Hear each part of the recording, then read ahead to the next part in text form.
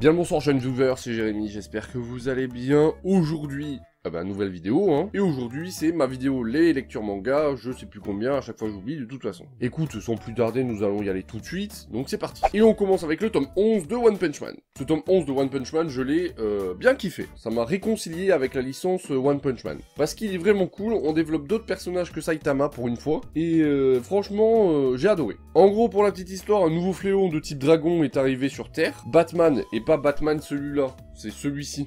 Bon, Batman s'en occupe, sauf qu'il est attaqué par un super méchant qui souhaite lui pétave la gueule, hein, on va pas se le cacher, sauf que bon, de fil en aiguille, il arrive à se démerder et il va se retaper contre le niveau dragon. Et en même temps, Saitama participe à un espèce de tournoi d'arts martiaux à la place d'un gars dont j'ai oublié le nom, que je vais vous marquer là quand je l'aurai retrouvé. Et donc voilà, donc ce tome 11, je l'ai plutôt bien kiffé parce qu'on se concentre cette fois-ci sur Batman. Et ce héros-là qui est un peu sous-estimé, enfin que moi j'ai clairement sous-estimé quand j'ai lu le manga, et bien est vraiment super fort. Et franchement, ça vaut le coup de l'avoir développé parce que je le kiffe bien. Et tout de suite, on passe au manga suivant. Et le manga suivant, c'est El Famoso tome 13 de Black Clover. Alors, nous sommes sur la suite de Black Clover, l'annonce de l'espèce de tournoi aussi interchevalier pour quoi déjà?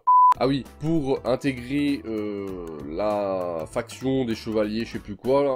Donc l'entraînement se termine, on voit tous les chevaliers commencer leur épreuve. Épreuve fort intéressante puisqu'ils mélangent plusieurs chevaliers de plusieurs factions différentes pour voir si le travail d'équipe fonctionne. Je t'en dis pas plus parce que ça serait spoil. Un personnage assez énigmatique, apparaît. Un personnage assez casse-couille, assez je m'en foutiste, assez badass, qui me fait penser à Hisoka dans Hunter x Hunter. Et donc voilà, donc moi le tome 13 je l'attendais avec impatience, j'ai été un poil déçu parce que je m'attendais à un truc de ouf par rapport aux épreuves, mais finalement c'est un truc assez classique. Moi je m'attendais du genre à une battle royale ou un truc comme ça, mais pas du tout. Donc Black Clover, enfin c'est du Black Clover, tu connais mon amour pour Black Clover. Je le répète à chaque vidéo, je ne lis pas les scans, moi j'attends les tomes pour pouvoir me faire un malin plaisir à savoir la suite. Parce que tu vois, quand je lis les scans, tu vois par exemple je collectionne les One Piece. One Piece je lis les scans. Donc les tomes, c'est vrai que des fois je les relis, des fois, bon, je les achète et je les pose. Donc voilà, donc ça fait plaisir de découvrir Black Clover en tome, et puis je passe un petit mot, si Kazé, vous voulez faire un partenariat avec moi, ça sera avec grand plaisir, car vous êtes la seule maison d'édition que j'arrive pas à contacter. Voilà, bon, allez, on passe au manga suivant. Et maintenant, on passe au tome 14 de My Hero Academia. Ce tome 14 de My Hero Academia, putain, à chaque fois que je lis My Hero Academia, je me prends une claque internationale. Je me dis à chaque fois, c'est pas possible, on peut pas aller plus haut dans l'étonnement de l'action. Alors, c'est pas que... comment dire, c'est pas que c'est ultra ouf ce qui se passe dedans, mais au niveau, à chaque fois il y a un truc qui t'étonne, et à chaque fois je m'attends pas à ça, quoi. Je me dis c'est pas possible, on peut pas aller plus haut. Bah si, ils vont plus haut. Grosso modo, qu'est-ce qui se passe dans ce tome? Izoku a son permis provisoire en poche, ce que t'es en train de voir en animé. Je t'ai spoilé un petit peu, c'est pas grave, excuse-moi. Mais Katsuki, voilà, a un doute sur Izuku, donc il le provoque en duel. Il se passe ce qui se passe, et la classe de seconde A de Yue découvre qu'il y a un espèce d'apprentissage de super-héros, tu vois, un petit peu comme les apprentissages qu'on connaît nous, où tu vas à moitié à l'école, à moitié au travail. Et Izoku part à la recherche d'une agence ou d'un super-héros qui voudrait bien le prendre en apprentissage, voilà. Et donc ce tome, voilà, comme je te l'ai dit, est très surprenant, car de nouveaux personnages sont mis en place, de nouveaux personnages fort intéressants, et il y a un truc qui nous est balancé dedans. Quand tu le lis, tu t'attends pas à ça. Tu te dis, c'est pas possible. Et finalement, si. Donc, si vous ne suivez pas My Hero Academia, que ce soit en anime ou en manga, je vous le conseille fortement. Et si vous suivez l'anime, je vous conseille d'acheter le manga parce que vous allez être ouf. Et si vous n'êtes pas, lisez les scans. On reste chez Kiyun et chez My Hero Academia avec le tome 3 de Vigilance, My Hero Academia. Ce tome 3 m'a un peu déçu, car il se passe pas grand chose dedans. C'est plus la vie de Koichi qui est mis en place et qui nous est montré plus qu'autre chose. Alors il y a quelques scènes, voilà, super héroïques, il y a quelques trucs, et voilà, il n'y a pas non plus un truc de malade, quoi. Donc un peu déçu de ce tome 3, j'espère que le tome 4 sera meilleur. Pour la petite histoire, en gros, un nouvel héros des États-Unis arrive au Japon, voilà, c'est la star internationale de ouf, et il se rend compte qu'au final, ce mec-là, c'est un peu un nulos, et du coup, voilà, il se passe quelques scènes avec sa mère, avec ses collègues, un nouveau méchant vient en place aussi, mais c'est pas non plus exceptionnel, hein. C'est toujours l'histoire des drogues qu'ils injectent dans les gens qui ont des haltères pour voir si ça peut décupler leur force. Mais voilà, tu vois, même l'histoire elle est pas terrible parce qu'en fait l'arrivée du nouveau super-héros fait tout le tome. Donc c'est pas vraiment ouf.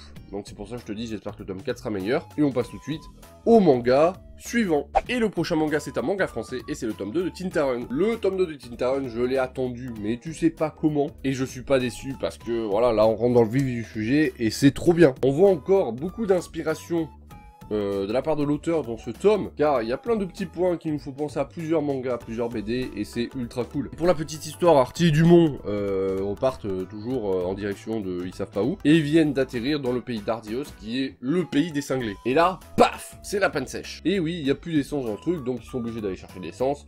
Il se passe des trucs assez cocasses, assez drôles, hein. Ils arrivent dans une nouvelle ville, un petit village, où il se passe des trucs, les pouvoirs d'Artie nous sont encore plus démontrés. Et après cette aventure, ils partent vers le village du désert des Tinteurs, pour apprendre à mieux maîtriser sa tinta. Artie va découvrir des choses il est pas prêt, le gars, il est pas prêt. Et donc je disais, le tome 2 fait décoller Tintaron, mais d'une puissance internationale, c'est impressionnant. On est passé du tome 1 où c'était, tu vois, comme ça, hop, c'est bien, et là le tome 2 il fait fou. Et j'espère que le tome 3 sera encore meilleur que le tome 2, et qu'ainsi de suite, et que vous aurez la chance de publier ça au Japon, et pourquoi pas d'en faire un animé. Bref, on passe tout de suite au manga suivant. Le manga suivant, c'est le tome 2 de Dr. Stone. Alors, ce tome 2 de Dr. Stone, il est pas folichon, hein. Il est bien, car on apprend beaucoup de choses sur le monde actuel où vivent les héros, mais voilà quoi, hein. Le tome se concentre sur l'action que va se faire à la fin du tome 1, pour pas trop spoil ceux qui n'ont pas regardé. Ceux qui ont vu, ils vont me suivre. Mais voilà, sans plus quoi. On n'a pas un petit peu le passé de Senku, voilà, comment il s'est réveillé, comment il s'est démerdé jusqu'au réveil de ses collègues. Mais voilà, sans plus. Il n'y a pas de truc exceptionnel. Ou si à la fin du tome, il y a quelque chose qui est fort intéressant, qui nous dit, ah, il y a un truc à voir. Mais voilà, c'est tout. Donc ce tome 2... il était pas... tu vois, il est resté dans la même lignée que le tome 1. Le tome 1 était bien, le tome 2 reste bien, mais voilà, il n'y a pas non plus de oufissime, quoi. Et donc, maintenant, on passe au tome suivant. Le tome suivant, ce n'est pas le tome suivant, mais les tomes suivants, c'est le tome 11 et 12 de Tokyo Ghoul Heureux. Tokyo Ghoul Heureux continue dans la lancée des derniers tomes de Tokyo Ghoul Heureux, ça devient n'importe quoi, le truc, ça devient ouf. Moi, quand je lis Tokyo Ghoul, je suis comme un enfant, je suis hystérique. Et pour ceux qui ne le savent pas, Tokyo Ghoul Heureux se finira en 16 tomes, ça a été annoncé au Japon, donc voilà. Et dans cette suite de tomes, l'histoire prend une tournure. Je sais pas comment... J'avais des théories avant de comment ça allait se finir, mais là, c'est imprévisible. Pour la petite histoire de ces deux tomes, on est dans la fuite de Ken Kaneki contre le CCG. Ken Kaneki crée son royaume, son petit havre de paix dans les sous-sols de Tokyo, et commence à entreprendre sa révolution. Et donc, les deux tomes nous montrent les préparatifs de la révolution, comment les deux camps se préparent, comment ça se joue, et qu'est-ce qui fait que ça commence à devenir malade, quoi. Et puis, il y a ce fameux chapitre, le chapitre X, que ceux qui ont lu le Tokyo Ghoul Heureux sauront, qui moi m'a foutu sur le cul. Donc si vous avez lu Tokyo Ghoul, que vous connaissez Tokyo Ghoul en animé, oubliez l'animé, achetez le manga, c'est beaucoup mieux, et allez lire Tokyo Ghoul Heureux parce que le chapitre X, vous allez être malade. Et maintenant, comme dans toutes mes vidéos lecture manga, je le répète à chaque fois, mais j'aime bien le répéter parce que ça met un peu plus tu vois, de longueur dans la vidéo. Donc j'approche des 10 minutes, et si j'ai 10 minutes, je peux faire beaucoup de pubs, donc beaucoup d'argent. Merci la YouTube Money.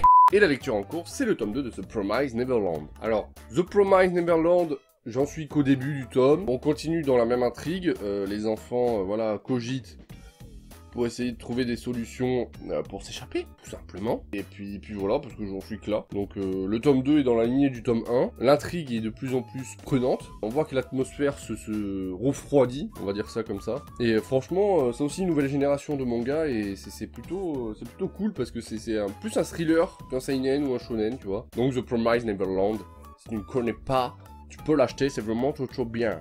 Ah bah voilà mes amis, cette vidéo est terminée, merci de l'avoir regardée, j'espère qu'elle vous aura plu. Si c'est le cas, petit pouce bleu comme d'habitude. N'hésitez pas à réagir dans les commentaires.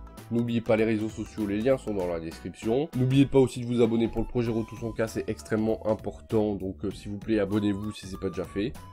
Et moi je vous dis à très bientôt pour de prochaines vidéos. C'était Jérémy Sensei, ciao les amis, bisous, je vous aime.